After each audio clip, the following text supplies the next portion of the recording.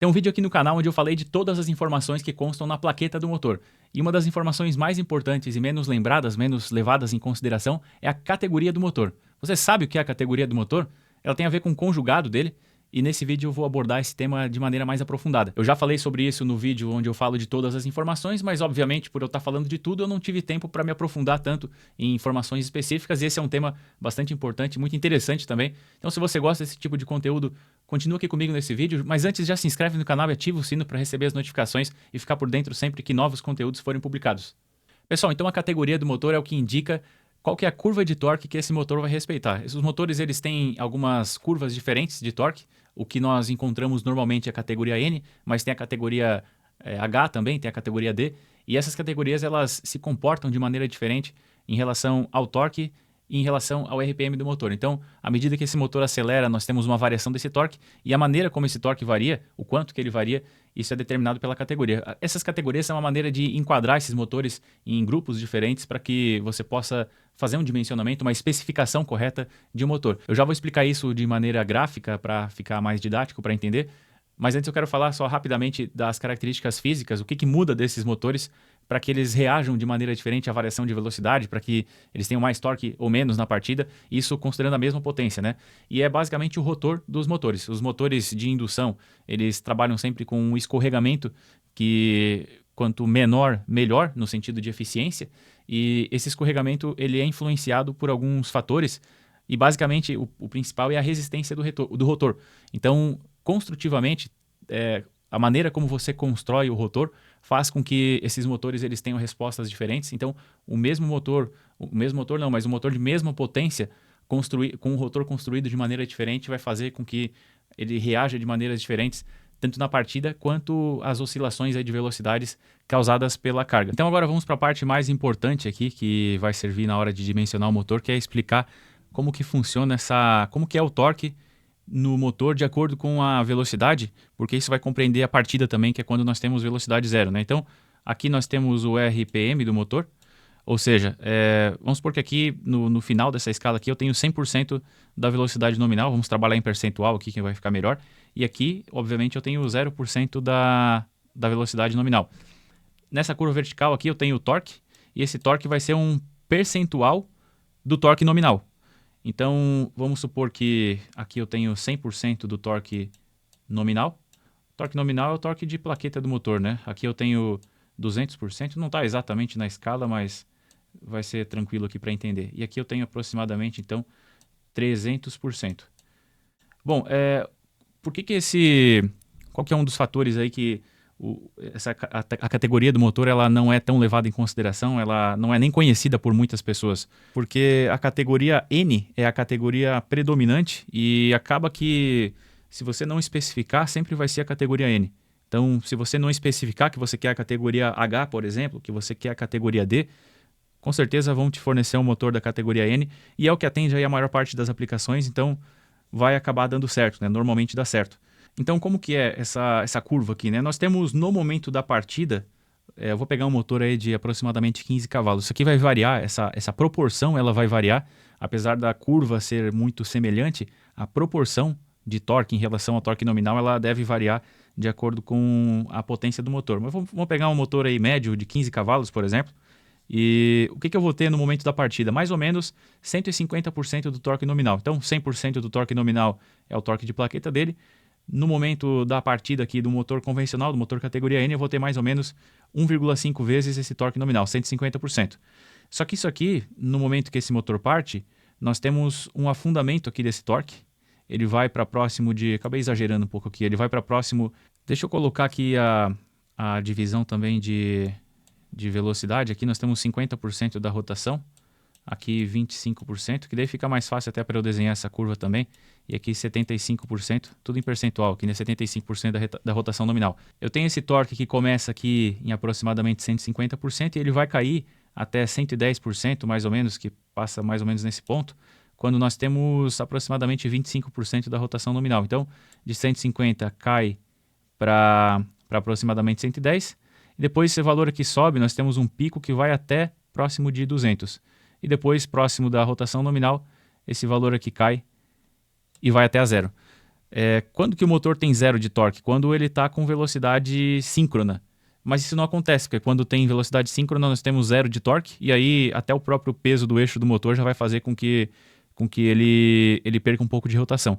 À medida que ele vai perdendo rotação, ele vai ganhando torque, e o torque nominal ele está um pouquinho abaixo da velocidade síncrona, né? Nós temos aí um pouco mais de 2% de escorregamento na maior parte dos motores, e então entre a velocidade síncrona, que é a velocidade estatórica, né? A velocidade elétrica seria, nós temos aí aproximadamente 2%, um pouco mais, na verdade, 2% de velocidade a menos que a velocidade mecânica. Então, o torque nominal desse motor, que é 100%, ele vai estar um pouco...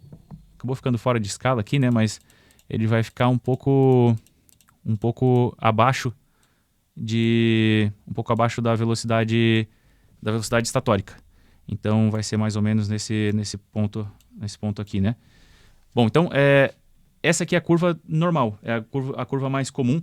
E, como eu falei, quando você não especifica na hora de comprar qual curva você quer, basicamente vai ser esse motor aqui. Ele tem mais ou menos 1,5 vezes o torque nominal na partida.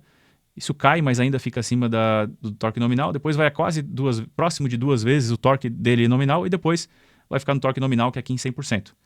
Como eu falei, está um pouco fora de escala aqui, mas é basicamente esse desenho que nós temos. Bom, como nós temos pouco escorregamento é pequeno aqui, nos motores de alta eficiência, aí, esse escorregamento ele fica na casa de 2,5%, um pouco menos até. Nos motores de menos eficiência, normalmente esse escorregamento ele fica um pouco maior. Mas basicamente nós temos pouco escorregamento aqui. E esse motor, ele, como é o mais comum, ele é utilizado para as mais diversas aplicações também. Então, máquinas dos mais diversos tipos, bombas, ventiladores, dá para usar em quase qualquer coisa esse motor aqui. Mas vamos pensar o seguinte: se eu tenho uma esteira, por exemplo, que já vai partir carregada, se eu tenho uma peneira, por exemplo, que vai ter que ligar também com alguma carga, se eu tenho picadores de madeira, se eu tenho britadores, são cargas que elas acabam demandando mais torque, não só na partida, mas muitas vezes também por conta dos picos de carga. Quando a carga, ela por algum momento eu tenho algum pico, né? Num picador de madeira, às vezes pode entrar uma madeira mais grossa, um pouco mais de madeira. Num britador pode entrar uma pedra mais dura também, uma quantidade um pouco maior. Nessas cargas que oscilam bastante ou que tem uma inércia muito grande, eu posso precisar de mais torque. Então, vamos supor que eu tenho um pico de carga aqui, um pico de demanda de potência, e isso acaba desacelerando o motor abaixo de 75%, que é aproximadamente onde nós temos o pico de potência, o pico de torque, na verdade. À medida que eu venho diminuindo ainda mais essa velocidade, por exemplo, chegou em 50%, nós perdemos esse efeito aqui de um torque extra, e esse torque ele vai ficando menor. Pode acontecer do rotor acabar bloqueando. Então, é interessante que nós tenhamos mais torque. E por isso tem esse motor aqui, a categoria N, né? Eu tenho a categoria H, por exemplo. A categoria H, eu tenho na partida, ao invés de aproximadamente 150%, eu tenho aproximadamente 225%. Então, 250 seria aqui, 225 é na metade, né? A partida já começa com esse torque aqui. É muito mais alto do que aqui, né? Então, eu tenho, para algumas aplicações, como eu já falei, esteiras que já vão partir carregada, peneiras, picador de madeira, britador, uma série de cargas aí, quando eu tenho muita inércia já na partida, ou quando eu tenho muitos picos de carga também, ou as duas coisas, né? Eu posso usar o motor com uma categoria de torque maior. E nesse caso aqui eu vou desenhar a categoria H. Nós temos aproximadamente 225% a potência nominal já na partida, e esse afundamento aqui, que nesse caso no motor N seria 110%, ele vai ser de 165%. Então já fica acima do que seria a partida no motor N, né? Então vai ser mais ou menos nesse ponto aqui que eu vou ter esse afundamento. E a curva de torque ela é muito parecida. Eu basicamente tenho a mesma curva de torque com offset, para cima, né? E o ponto aqui, acabei desenhando errado porque a velocidade nominal vai acontecer basicamente no mesmo ponto. Então no finalzinho aqui essas linhas acabam se juntando, e eu tenho no final aqui eu tenho basicamente a mesma linha. Então o que vai acontecer? O torque nominal, olha só, o torque nominal ele continua sendo o mesmo. Basicamente o mesmo aí para o motor de categoria H e para o motor de categoria N. Porém, o H na partida eu tenho mais torque, muito mais torque, e esse afundamento aqui é muito menor também. O pico aqui ele é maior. Então tem uma série de vantagens aqui para o motor de categoria H. Mas eu posso querer ainda mais. Vamos supor o caso onde eu tenho ainda mais inércia na partida, o motor já parte com muita carga já, e eu preciso de ainda mais torque do que o de categoria H. Ou ainda, quando eu tenho muitas partidas seguidas também, que nesse caso, às vezes, o torque na partida ele é muito mais importante do que o torque nominal. Eu vou partir muitas vezes e vou trabalhar por pouco tempo com carga nominal, então essa área aqui, essa faixa, ela já não é tão relevante em muitos casos, né? Vou citar o caso de um elevador. O elevador às vezes está levantando, se for um elevador industrial, está levantando alguma carga, já alguma peça, ou se for um elevador de pessoas, está levantando às vezes a cabine já cheia, né? Então eu posso ter muita carga já na partida, e o elevador ele não fica trabalhando por muito tempo em carga nominal. Então, essa faixa aqui ela já deixa de ser tão relevante. Eu tenho outros casos aqui também, de repente uma esteira transportadora que não trabalha ligada por bastante tempo, ela liga um pouquinho e para, liga um pouquinho e para. É praticamente o mesmo caso do elevador, né? Mas ainda tem outros exemplos aqui, tem cargas de alta inércia, como centrífugas, podem necessitar de torque ainda maior na partida, apesar de que no caso das centrífugas nós temos um uso por muito tempo na rotação nominal, então já deixa de ser tão relevante. Mas tem os casos das prensas também, que trabalham com picos de carga muito grande, né?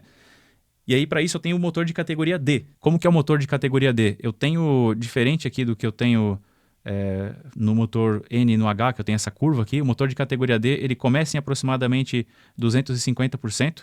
Ele já parte com muita potência, com muito torque, na verdade.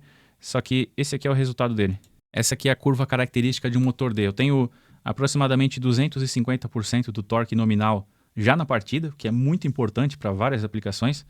Esse torque ele cresce um pouquinho no começo, mas depois ele começa a cair. Aqui eu acabei desenhando um pouquinho errado, na verdade o torque nominal dele continua sendo nesse ponto aqui, ó. Todos esses motores aqui, eles têm o torque nominal, ele é no mesmo ponto aqui no gráfico, né? Acabou ficando separado aqui, mas ele é no mesmo ponto. A diferença então é que esse motor dele tem uma curva bem diferente, deixa eu até colocar a letra D aqui, ele tem uma curva bem diferente dos outros motores e tem essa característica. Tá, mas qual que é a desvantagem, né? Nem tudo é vantagem também. Esse tipo de motor aqui, ele é pouco utilizado, a não ser quando ele é necessário mesmo, porque o escorregamento dele é muito alto. Ele tem escorregamento aí acima de 5%, contra mais ou menos 2,5% de motores com alta eficiência, né? Então aqui nós temos mais de 5% de escorregamento, e isso traz uma consequência indesejada, que é um aumento nas perdas. Então, esse tipo de motor ele vai consumir mais energia elétrica, e essa é a grande desvantagem de motores aí com categoria D. Eles consomem mais energia elétrica e por isso não são tão utilizados. Mas pensa o seguinte, um elevador. O elevador ele não vai ficar ligado por horas, então se ele consumir um pouco mais, não tem problema, ele vai ficar pouco tempo consumindo mais e no final do mês isso não vai significar muito na fatura de energia.